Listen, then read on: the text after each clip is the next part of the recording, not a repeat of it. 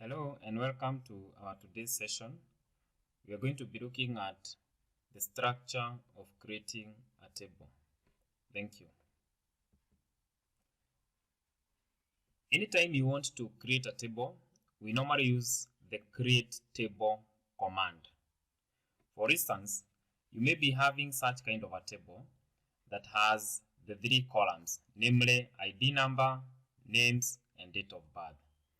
To enable you populate the following data, you need to create this particular table. To be in a position to do so, this is the syntax.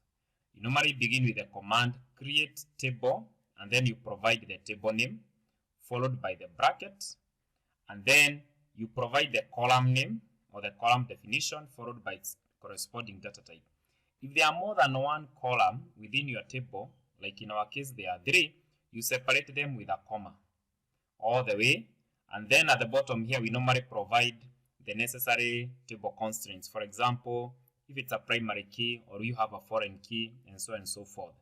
And then you remember to put your closing bracket and a semicolon, and by doing that you have created your given table. A few things that you need to note that are normally appended to each and every column.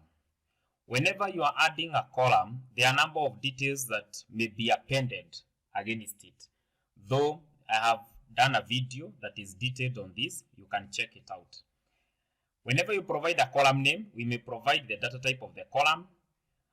The column name is going to specify which is the name of that particular column. For instance, if you look at the previous one, ID number, names, and date of birth, those could be the column names. The next thing is we have the data type. So this is the type of data that that particular column is supposed to accommodate. For example, you can see ID number is supposed to accommodate numerics, and date of birth is supposed to accommodate date values. Not null implies that that column must have values. It can't accept null values. Default is used in scenarios where a user may not enter data. In that given case, there will be a standard value that will be populated. For example, let's take an example of rent. And you know that rent is 2,000. So in the event a user doesn't populate, that will be the default value that will be fed into that particular column. And increment is normally used in scenarios where you want certain values to be incremented by 1.